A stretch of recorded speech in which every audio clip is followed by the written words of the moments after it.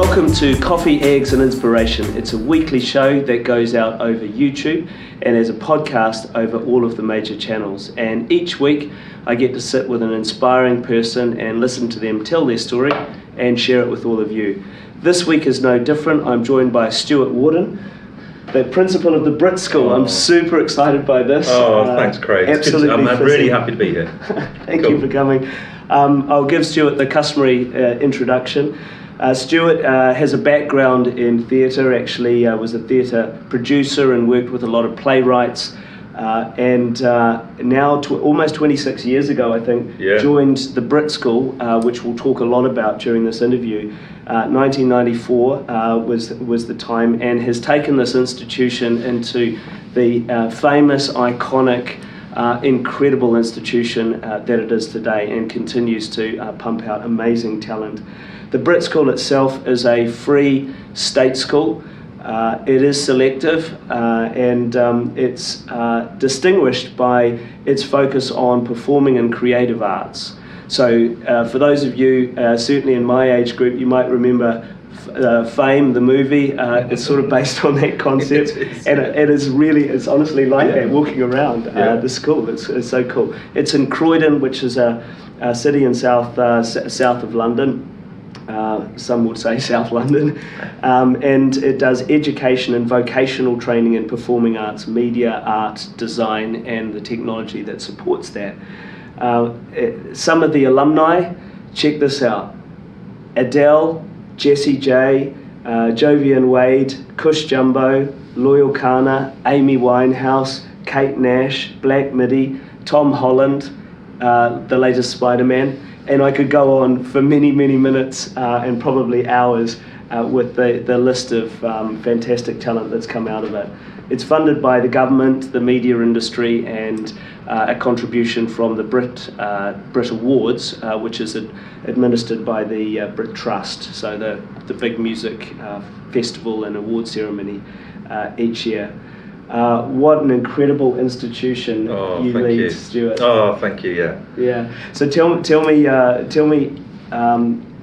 about the beginnings of it. You came into the school you'd never taught before, I think. Yeah, I'd done a little bit of teaching. I worked mainly in theatre, a bit in film, and my role in theatre was to find new plays and get them on in London. And I had a few fantastic years doing that. So reading scripts, working with writers, developing work, kind of on a fringe level, but we had some success. It was the best of times. And then I thought, well, I thought I might need a proper job. You know, I was in my sort of mid to late 20s, and I thought, let's see. And I saw this advert, and I went along to this school. It had been open for 2 years. And it didn't really know what it was doing. It was kind of wonderfully chaotic and not really like a school. No, there was no uniform, there was no bells. Everyone was doing art or dance or drama or music, and it had a kind of buzz to it. And no one knew anything about it. It was an idea. They were saying sort of kids from fame from Croydon. And it opened with a bit of a fanfare because George Martin, from the Beatles guy, he was one of the leading advocates for it. And I thought, well, that sounds cool. If I go to a school that George Martin is involved in, that's kind of cool. And it was beautifully chaotic, and still is really. But no one knew who we were. And now it's beautifully chaotic, and everyone knows who we are. It's my mum's really proud, and it's very, very rewarding. As I was walking in to meet you today, I walked through the West End, and there was a poster with one of our former students, in the lead, and everybody's talking about Jamie. I saw an advert for Lola Young's new release. I'm looking forward to going to the BRIT Awards next week. FK Twigs is going to be there, and that's exciting. It's exciting what it's become. And it's been rather moving in lots of ways as well. It's a school full of emotion. And although I love the kind of kids from fame tag, but it's also full of very serious young people, who take their art form really seriously, who want to be the best musicians or the best filmmakers or games designers, and that's always been its way. And it's just been very exciting to keep it. Well, we say keep it BRIT, keep BRIT special, which is that we must believe in young people. We must believe in them creating original art. And I'd like to think 26 years on, it still has that great kind of buzz to it that kind of excited me all those years ago. Absolutely. Well, we met, I think, a couple of years ago. That's right, I've been down there to the BRIT School in Croydon a couple of times, and it has I have to say, it has a visceral effect. Thank you. Walking in there, you can feel the energy. Kids are bouncing. There's no identifiable classrooms, maybe a few, but there's a lot of stuff that's happening in the corridors, on the stairwells, and there's just an energy, and everyone's bopping around, looking very pleased to be there and doing what they love. So a great tribute to how do you create that atmosphere? I think it's a brave thing. I think people kind of go and go, wow, this isn't like a school. It's like a place of work. I call it an adventurous playground. And in a playground, you need to be safe. So we're safe, and the kids feel protected, and they feel that there is boundaries. But within that, they're allowed to play. And without play, no art happens. And without play, you don't discover yourself. You know, we are born to play. And schools, I think, unfortunately, are repressing play because they're driven by different metrics or different reasons to be. Our existence is to give young people the ability to express themselves and be themselves. So you take away bells and everything is possible. So a bell is a really restrictive thing. You know, it's it's the start of school. You're not at school. It's like a Victorian kind of like foghorn going over the town. And not having a bell is just because we can all read the time. You know, we can get to work on time. We can run a rehearsal over if necessary. So there's a discipline required when you don't have some of those structures, which I think I was talking to a young actor yesterday, and she's 14, and she's like, I can't believe the independence I'm given here, but the trust. You know, so why would you steal from your school? You wouldn't. You know, you wouldn't. Why lock a room? You know, it's your recording studio, it's your TV station. You know. The YouTube Music TV station is just one of the most exciting classrooms in the country. It just happens to be a TV studio where people are learning to make TV, they're learning to make film, they're learning to make promo, they're learning to make content. And I think I'm proud, and it is brave. It's much easier to put young people in uniform and say, do your tie up, because then we're controlling them. And when you control a young person, it's good news because you know where you stand. So if you take away the controls, it's quite dangerous. But I think but the huge respect that they have for that building is because A, they're doing their thing, and B, they're allowed to make mistakes, and they're also, and they've got some seriously successful former students, and they kind of go, yeah, I'll do that. So Jovian and Percy set up Wall of Comedy, you know, huge YouTubers now, massive on that platform, because they came along one day, borrowed a camera and made a movie, stuck it on YouTube. Millions. The story is, you know, one of them's at LA and one of them's producing, you know, for E4 at the moment. And if you're a teenager and you maybe have nothing but your talent, and someone says to you, "Come here," and it can happen. Wow. Well, there's a couple of themes in there that I want to sort of drill in on. First, you know, if you've got talent, you can come here and be something and create something. Sure. It's got and it's free. That's so important. It's a wonderfully democratic, egalitarian atmosphere, isn't it? Yes, it is. That this world of possibility. How critical is that ethos to the school, and how does it affect things like the diversity of talent? Well, it's the thing. That it's free is the thing. A lot of people don't know that, everyone at home. It is free, no one pays to go there. It's not a school for the elite, it's not a school for those that can afford. There are no fees, it's a state school. So consequently, everyone's welcome. And imagine if you're 13 and you want to be a dancer, and you love dancing, and you dance in your club, or you dance on your street, or you dance in your bedroom. You can't afford dance lessons. Your family don't have that. Come to the BRIT and it'll all happen for you. I watched the boy yesterday, right? He's dancing on stage tonight. He came here he's an amazing break dancer, unbelievably gifted. He's never done a ballet lesson in his life. Why would he? Self-taught. Of Well, he's never going to have gone to a ballet class because his family wouldn't have perhaps seen that as a possibility. They may not have done or afforded it. And he can come to Britain. I saw him doing a piece of contemporary dance yesterday, nearly moved me to tears. There's this boy from South London moving and, existing inside the emotional quality of this music. And he's never done ballet. He's got to 16. And it's very hard to be a professional dancer without ballet. It just is, it's inside you, it has to be, it's a discipline. And it just means that so much more is possible for him. So it being free, if you think about the digital world, I know everyone can make movies these days, yeah? I know that that's possible because we've got the resource. But you also need to be around people that have got maybe other resources to help you. And if you're in your bedroom making movies, or you're making them on the streets, that's incredible. But imagine having a TV studio, and you go, oh, hang on a minute, I now feel like a pro. This isn't going to be a hobby. This isn't going to be, I am going to do it myself. I'm going to know the professional framework. I'm going to know what a set design looks like. I'm actually, I got told off the other day by a student for being late to a meeting they were running. They were 17, right? And she was like, Stuart, we started 5 minutes ago. And I'm like, I am so sorry, because they have professional. And that girl, she doesn't. So wonderful. Yeah, it's brilliant. It's extraordinary. I love the fact that Holly, she's actually going to go and be a sports journalist. Okay. But she's a brilliant stage manager. She knows discipline, she knows organisation, she knows how to tell the principal of the school that they're late for a meeting. I think that's impressive. Yeah. Well, wandering around the school, yeah. You can see this. I mean, I've been walking around the school with you, and I was really struck, Stuart, by the kids. It seems like a very flat environment. The kids bowl up to you. They're absolutely unafraid because you're the leader in the school. But you seem part of the cohort. Very approachable in a way. Oh, that's nice. I think most of the staff there are artists. I'm a theatre director. I also run a school.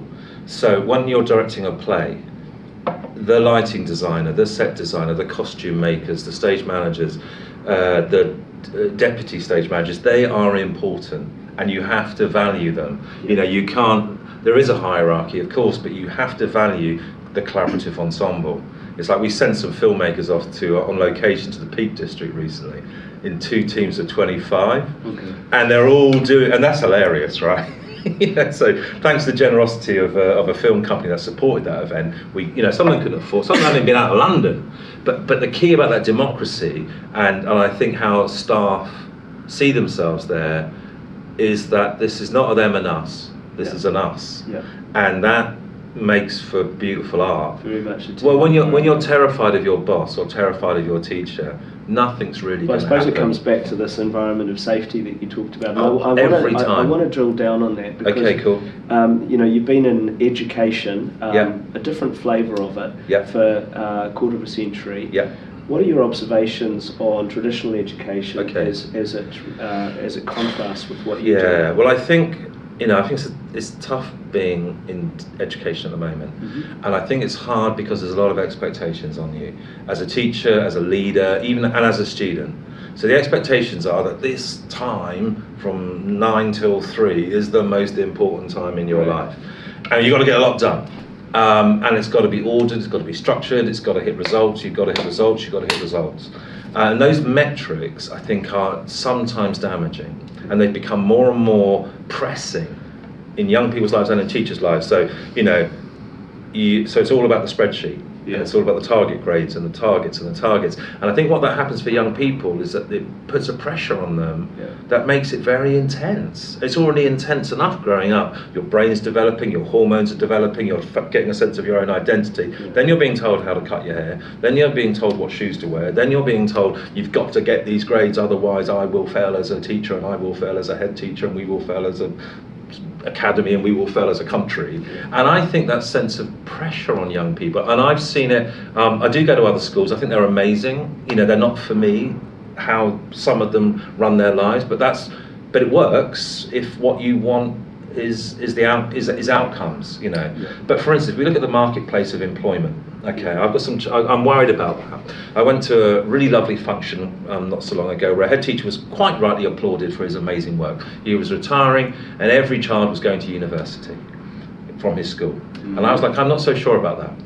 The world of work, when you're 14 to 18 is the second stage of neurology. You know, it's the most exciting time for the brain because you're working out who you are, and you can make fundamental changes there. So I think that's a very exciting time to liberate that brain rather than to crush it, if that makes sense. Yeah. And I think, you know, if we think about that university travel, it works for loads of kids. Yeah. But actually, some of them want to find work.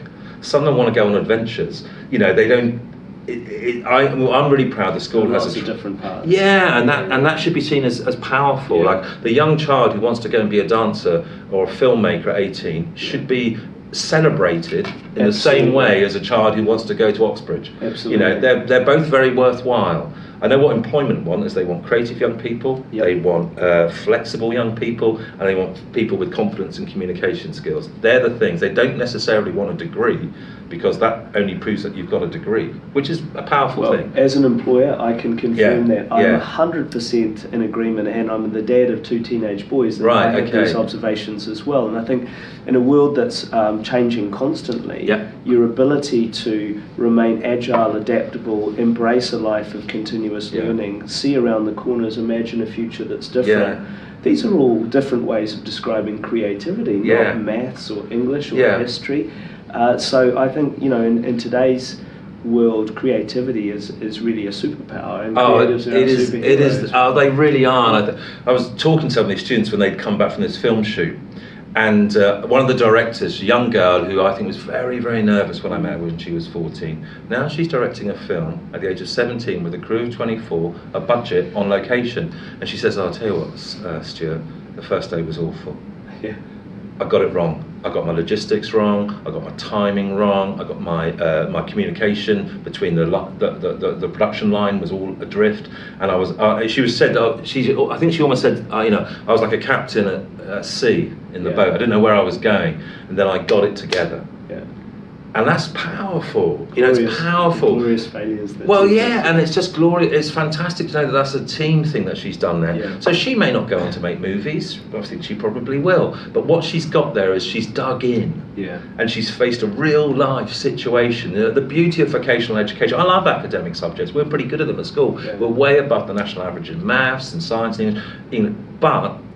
But in addition to academia, is to have vocational skills, real skills, to really know how to work and to face the challenges of work. I think it's very powerful. I completely agree. Yeah. I felt so moved by this. I actually wrote a book on the topic. It's called Playful Curiosity. What a phrase! I love that phrase. I did credit you actually in the book. Thank you. In the Playful Curiosity. I should have brought one. No, it's okay. It's cool. It's a good title. Yeah. Stuart, you must have had some incredibly memorable moments with students along the way. You know, can you pick out a couple and just tell us a story? Yeah, sure, of course. I think I got a lot of time for Kate Nash, and I love Kate. I used to teach her acting, and we did a production of Hamlet, where we had 24 Hamlets, not one, and it was set in a bedroom, and everyone was in their pajamas, and we were exploring sleep, and we were exploring mental health, and we were exploring what it's like to be a teenager who's messed up, which is basically Hamlet. And I remember seeing Kate in the corner of this room that we'd set up, this theatre room, and she was an incredible actress, and I would have put my house on her being an actress. She applies for drama school, it doesn't happen.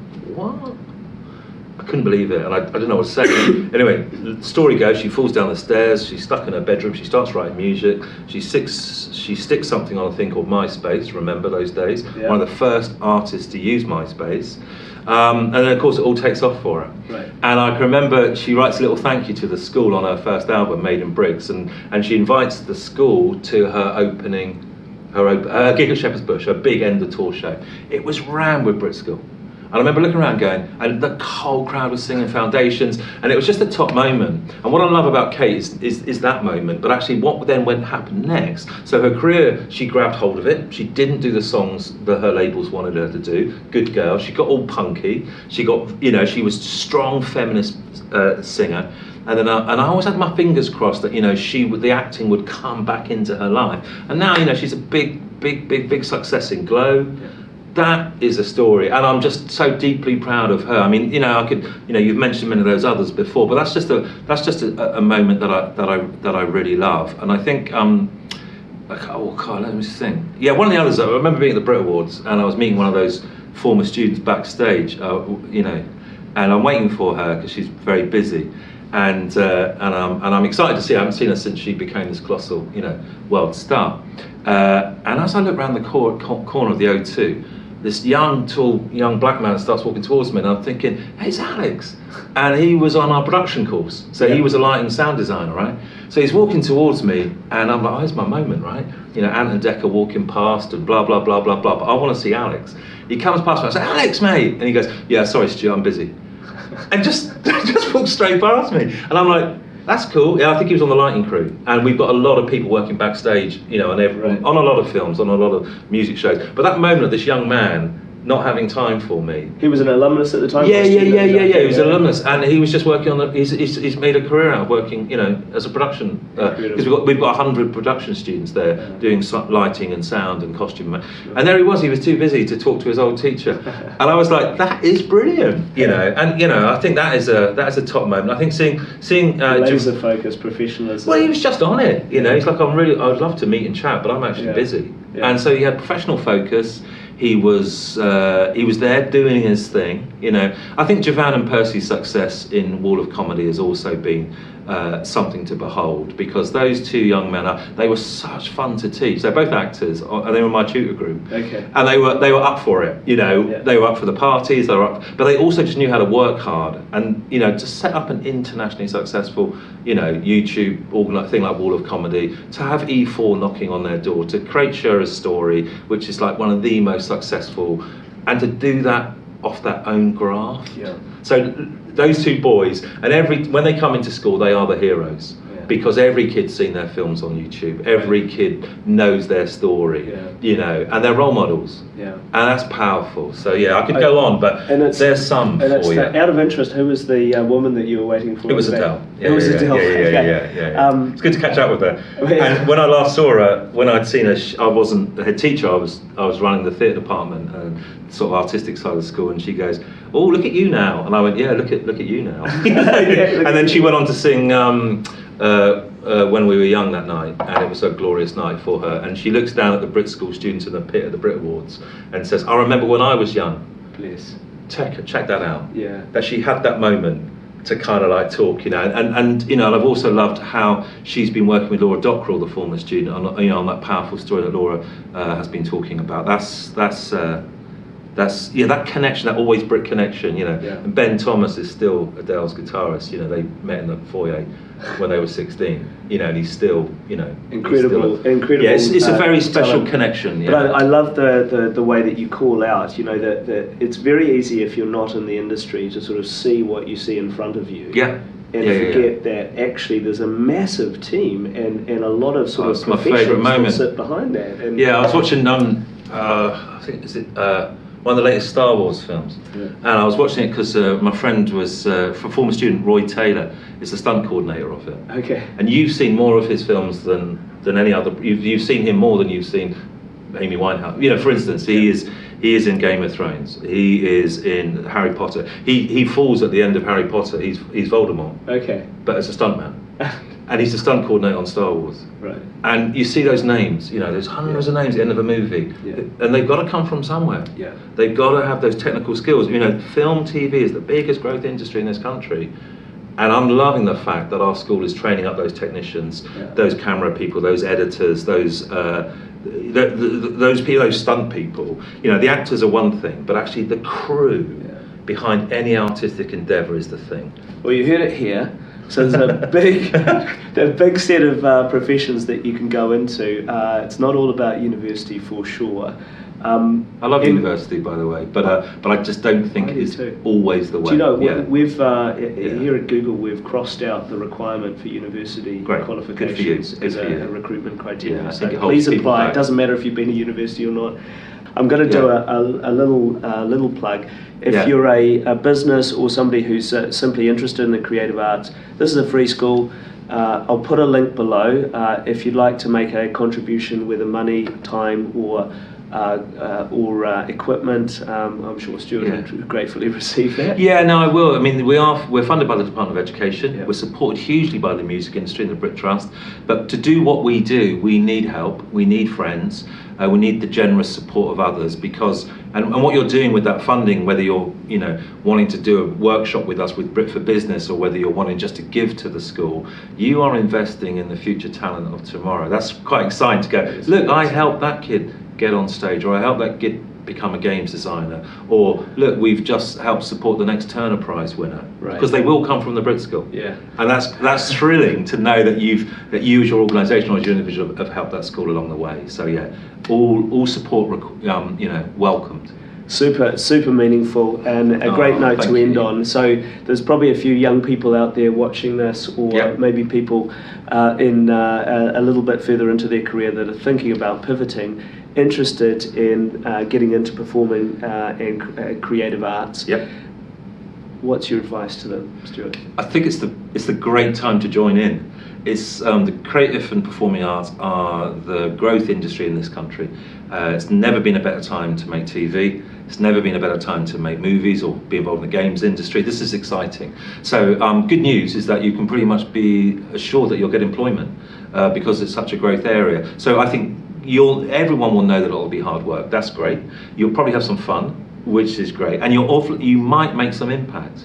I think it's very exciting that you can turn on the radio and hear a song that can make your day better, or that you can watch a movie that can make you think differently. We've got a lot of documentary makers coming out of BRIT, and you watch it. I saw a kid make a documentary the other day about Alzheimer's. It's incredibly moving, and to know that you can make something that can develop people's emotions, that is also can make your life feel a lot better when you're contributing. Yeah. Stuart, great advice. I think you're incredible. You're an incredibly inspirational person. You have touched so many lives directly through the school, and as you say, rightly, indirectly, in terms of people who have enjoyed that art and creativity. It's lovely. I really appreciate you joining me. Thanks. It's been great. No, thank you so much, Craig. Yeah, good luck with everything. Thank you. Cool.